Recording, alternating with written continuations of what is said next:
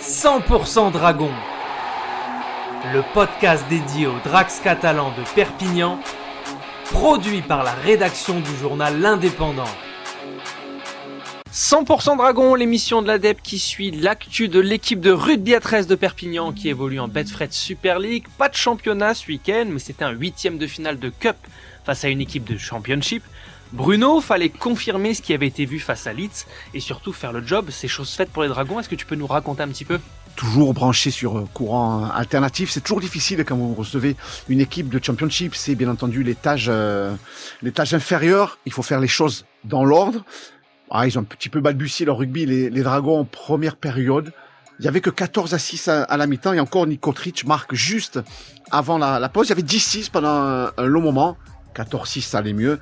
Et puis rapidement, les Dragons ont marqué 3 essais lors des 10 premières minutes de cette seconde période. 46-18, il y a des petits réglages, des petits ajustements qui ont été réalisés par l'encadrement. Alors, pour noircir un petit peu le tableau, c'est le côté défensif où cette équipe qui n'avait pas pris d'essai une semaine plus tôt contre Leeds en a pris 3 face à une équipe de Championship. Alors tu disais dimanche dans les pages sport de l'Indep, une prestation indolente des Dragons en première période. Est-ce que tu peux nous expliquer un petit peu pourquoi ? Ouais, parce que ils ont pas fait ce qu'il fallait en défense et avec le ballon. Voilà, ça a mis du temps. Les ballons ont mis du temps à venir sur les extérieurs. Les ballons ont échappé des mains assez rapidement. Les conditions de jeu étaient difficiles, rendues difficiles par le froid et un petit peu de vent. Mais ça, c'est pour les deux équipes. Mais voilà, c'était vraiment une équipe en mode diesel qui a débuté cette partie et il a fallu certainement le coup de gueule de McNamara à la mi-temps pour remettre les choses dans l'ordre. Le score est quand même assez large au final. Qu'est-ce que tu retires toi de positif de la rencontre ? Le retour de Sam Tompkins, bien entendu, qu'il est intéressant. On va le mesurer par rapport à la qualité de l'adversaire, le niveau de l'adversaire. Le match de Foilia aussi qui avait pas joué encore cette année. Tommy Mackinson a été ménagé. Voilà, il y a quelques jeunes joueurs comme Paul Ségué qui a eu davantage de temps de jeu. Ça, c'est plutôt intéressant. Partington, Benjamin Garcia, ce sont des garçons qui se trouvent de mieux en mieux aussi. Satae, Pangai Junior prennent aussi une dimension physique intéressante. Voilà un petit peu les points positifs de cette rencontre. Alors le tirage au sort pour les quarts de finale, ce sera aujourd'hui. Quelle équipe les Dragons pourraient rencontrer ? Quand ? Et est-ce que ce serait à domicile ou à l'extérieur du coup ? Ça sera le premier week-end du mois d'avril, le week-end du 6 et 7 avril. Ça, c'est les quarts de finale. Tirage au sort, c'est ce soir. Ça peut être un match à la maison comme à l'extérieur. Pour en avoir discuté avec Bernard Gouache, eux, peu importe l'adversaire, ils veulent un quart à Brutus. Ça serait très bien d'avoir, déjà de s'éviter un déplacement. Et puis, il y a le tenant du titre qui est tombé, c'est Wigan. Les Wigan Warriors sont fait battre chez eux par LFC. Leeds a été éliminé par Saint-Hélène. C'est quand même deux gros qui sont sortis.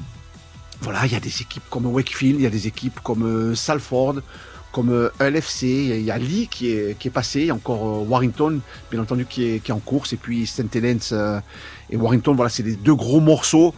Voilà, le tirage le plus défavorable serait de se déplacer à Warrington ou à Saint-Hélène. Par contre, un quart de finale à Brutus, on pourra parler de tirage favorable. Alors ce matin, dans l'Indep, tu as annoncé le départ d'Arthur Mourgue pour LKR. Est-ce que tu peux nous expliquer un petit peu les conditions de ce départ ? Oui, c'est l'information du week-end, elle a même pris le dessus sur la qualification des Dragons catalans. On sait qu'Arthur Mourgue, 25 ans, c'est l'un des chouchous du public.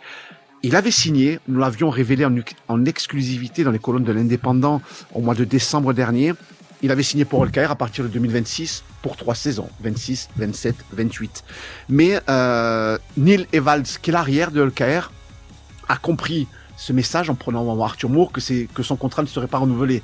LKR lui a expliqué qu'il pouvait se chercher un autre club. Il a trouvé un autre club, c'est Huddersfield, qui le voulait maintenant, parce que Huddersfield a très mal débuté son championnat. Ils se sont d'ailleurs fait sortir en Challenge Cup, et Neil Evans a eu des appels du pied des Giants. LKR, pour le libérer, avait besoin d'un arrière. Ils ont demandé aux Dragons s'ils étaient prêts à libérer Arthur Mourgue. Pas pour rien non plus. Il fallait une compensation financière. Bien sûr. Le chiffre n'a pas été dévoilé, le montant, mais visiblement, elle est intéressante. Arthur Mourgue n'était pas forcément pour en début de semaine, mardi. Et puis une fois qu'il a réfléchi, qu'il a vu aussi cette opportunité-là, vous partez pas pour un petit club. Vous partez pour aujourd'hui le leader de la Super League, qui a fait la dernière finale. Il va retrouver 3 anciens coéquipiers des Dragons catalans, Tyrone May, Mickey McIlroom et Tom Davis.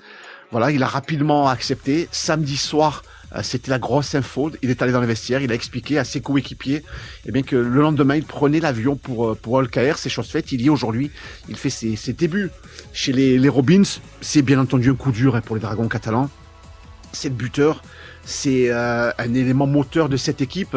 On aime voir évoluer Arthur Moore, on aime entendre Arthur Moore dans toutes les conférences de presse. Il est arrivé à 17 ans ici par les Dragons U19. C'est ici qu'il a été façonné, c'est ici qu'il est devenu professionnel et international. Voilà, on adore Arthur Moore, mais les Dragons vont faire sans. C'est la possibilité pour César Rouget d'augmenter son temps de jeu. Peut-être Guillermo Espiro Bucher, qui est un pur produit catalan, d'avoir sa chance au poste d'arrière. Marc Lamar a dit que c'est son poste, alors pourquoi pas Guillermo Espiro Bucher au poste d'arrière des Dragons catalans. Voilà, il faut toujours voir le bon côté des choses. Ça fait râler franchement qu'Arthur Moore parte, tant mieux pour lui, on va le suivre dans l'indépendant, comme on suit Mathieu Cosa, comme on suit Justin Sangaré et Jackie Chan, ces Français qui jouent en Super League. On fait d'ailleurs une chronique French Touch tous les lundis dans l'indépendant. On va suivre Arthur Moore de loin. Et puis, on va suivre le remplaçant d'Arthur Moore. Voilà, il n'y a pas de joker médical qui va arriver. Solution interne. Il y a César Rouget, il y a Sam Tompkins qui est le numéro 1 au poste. Mais voilà, s'il ne peut pas faire la saison, il y a d'autres alternatives